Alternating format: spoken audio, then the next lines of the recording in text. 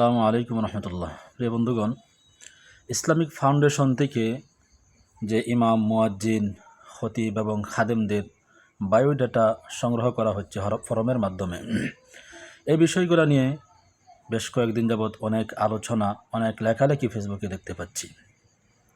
অনেকে আবার এরকম পোস্ট করতেছেন যে আজকের মধ্যেই এগুলা ফর্ম ফিল আপ করে জমা দিতে হবে, আজকে শেষ দিন। অনেকে বলতেছেন 2 তারিখে শেষ দিন, তাড়াতাড়ি দেন, আজকে দেন, কালকের মধ্যেই দেন। আসলে এই যে একটা তাড়াহুড়া, আমরা যারা ইমাম, খতিব, মুয়াজ্জিন বা মসজিদের খাদেম আছি, আমাদের এত তাড়াহুড়া করার কোনো প্রয়োজন আমি দেখছি না। আমি যতটুকু জানতে পেরেছি, আমি আজকে ইসলামিক ফাউন্ডেশনের একজন কর্মকর্তার সাথেও কথা বলেছিলাম। উনি আমাকে যেটা বলেছেন যে ইসলামিক ফাউন্ডেশনের প্রত্যেক উপজেলা থেকে ইউনিয়ন পর্যায়ে প্রত্যেকটা মসজিদে মসজিদে ওনারা যাবেন, যে ওনারা নিজেরাই তথ্যগুলো সংগ্রহ করবেন।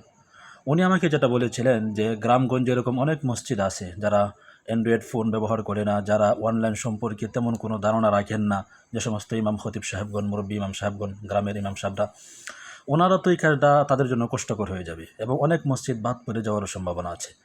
তো আমাকে যেটা তিনি বলেছেন যে ওনারা প্রত্যেক মসজিদে মসজিদে যাবেন এবং ওনারা এই তথ্যগুলো সংগ্রহ করবেন। তার বাস্তব প্রমাণ আজকেও আমি এখানে পেয়েছি। আমার মাদ্রাসা মসজিদে আসরের পূর্ব মুহূর্তে ইসলামিক ফাউন্ডেশনের পক্ষ থেকে একজন সদস্য এসেছিলেন। আমাদের এখানে মাদ্রাসা মসজিদেও তিনি ফর্ম দিয়ে গেছেন এবং সেটাকে আমাদের পূরণ করার জন্য বলেছেন। আমরা সেটাকে পূরণ করেছি। ইমাম, খতিব, মুয়াজ্জিন এবং খাদেমের আইডি কার্ডের ফটোকপি সহ আমরা দিয়েছি। ইনশাল্লাহ তিনি এক সময় এসে এগুলোকে আবার নিয়ে যাবেন। তো যারা এখন এটা দিতে পারেন নাই, পেরেশান হওয়ার দরকার নেই।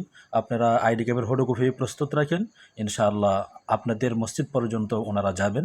তবে একটা বিষয় হচ্ছে, এখানে মসজিদের সভাপতি, সেক্রেটারি, ওনার সিল এবং স্বাক্ষরের প্রয়োজন হবে। অনেক মসজিদ হয়তো এরকম থাকে যারা মসজিদের সভাপতির সিল নাই, তারা এটা সংগ্রহে রাখলে আমি মনে করি ভালো হবে।